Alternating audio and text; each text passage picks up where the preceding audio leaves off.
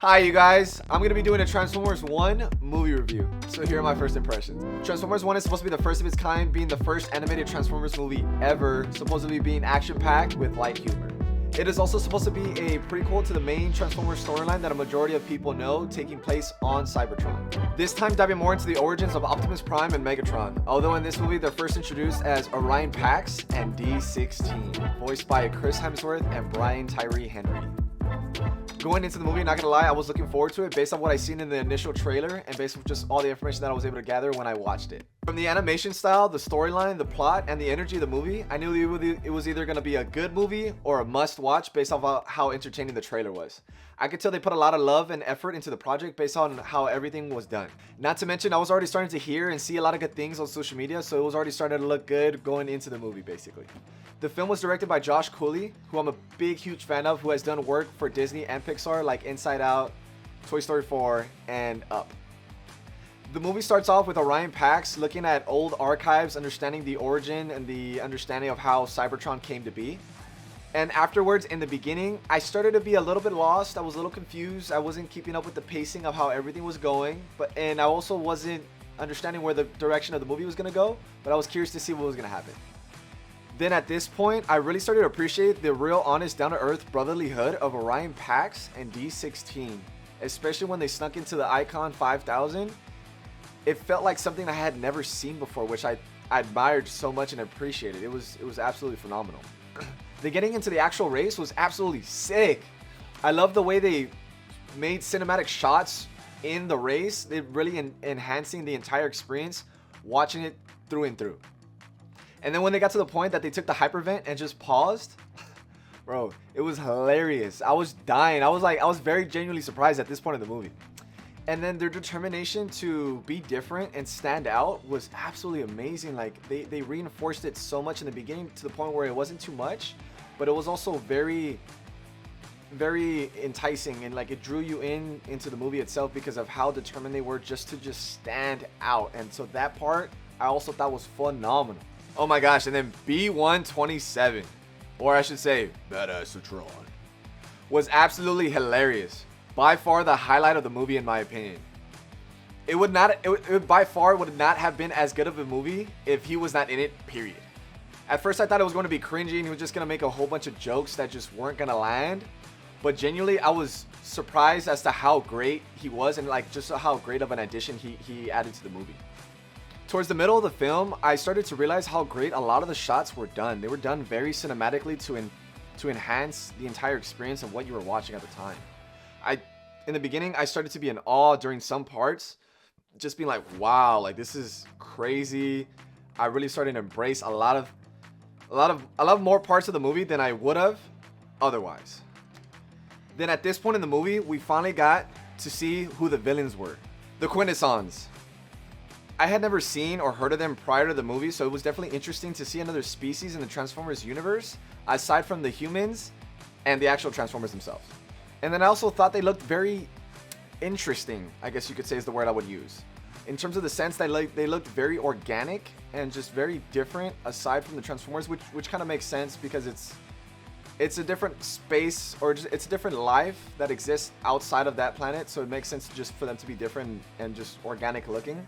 But I just thought it was very fascinating to just see another species, especially done very well, aside from the Transformers, done in animation form. Oh my god. And at this point, Alpha Trion? Oh my gosh. Sick. By far. Like, by a long shot. Like, at this point, in the beginning, I was like, alright, cool, whatever. Like, he was going to be just a mentor, just like a person who guides, the Transformers in the beginning, whatnot, whatever. But after that, I realized how much he elevated the overall film, just making it amazing. And then especially when he transformed into his tiger mode, which I had no idea. Oh my gosh, I was like, yes, like I was like, we want more of this, you know what I mean? And then, little did we know, like he dies, and like that's one of the few or last times that we see him, which is a little bit of a bummer. But it was just cool because like you really got to appreciate and look at the primes as like just really cool elevated OG mentors who have just guided the generation past them, basically. And then at this point, we start to see the spark or the beginning of D16 becoming Megatron at this point, which was also very interesting to see because when we first met him, I was very shocked and surprised how he was going to end up being who he was going to become, aka Megatron. Just looking back at it because of how cool he was, how down to earth he was, and how compatible he was with Orion Pax in the beginning. It's at this point we really start to see the spark of D16 becoming Megatron after he gets his transformation mode. And at this point, it's also very interesting to see because we slowly start to see him just become like rotten and just mad at his core and just become evil. And it was fascinating because he came from a very different place, and just looking back at it, it just goes to show how what the difference is a person can become based off of how they choose to utilize internal rage. Because Orion Pax and D16 were basically almost essentially the same person. They just handled their problems very differently. And then at this point, B comes in again and just absolutely steals the show whenever he's on screen, which was absolutely great, and I loved every second of, surprisingly. Again, because going into it, I thought he was just going to be cringe and not landing any jokes whatsoever, but thankfully that was not the case at all, and he enhanced the entire movie for me overall. Then we finally get to know and be with Alita 1 for a little bit towards the final act of the film and see her transformation in action. And man, can she swing around in that thing. The shots that they were getting of her mobility on that motorcycle was just absolutely unmatched and sick. I was like, damn, dude. Like, it just enhanced the entire experience for me as well. Towards the end, I really started to appreciate the progression of their bodies as they continue to get upgrades, especially with Optimus Prime and Megatron at this point. It was very fascinating to see the continuous upgrade in their size and utilities and look overall. I just thought it was done very, very well.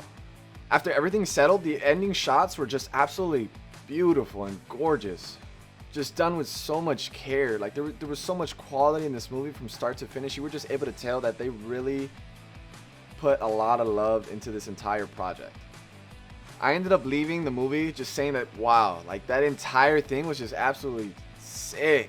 It was the first time in a while where I can say I genuinely had a good time watching the movie. And that says a lot. The one thing I could say is that the finale was done very, very well and executed just to a T, in the sense like that I left just feeling like being like, wow, like that thing, like the entire movie was sick. Like at this point, the movie's not even done, but like I was like, wow, like I took a really great appreciation for the entire movie at this point. It was the first time in a while where I was able to say like, wow, like I genuinely enjoyed myself while watching this movie, or just a movie in general. Like I mentioned earlier, I will admit the movie had to grow on me a little bit for maybe like the first 25 minutes because it wasn't clicking for me, it wasn't sticking.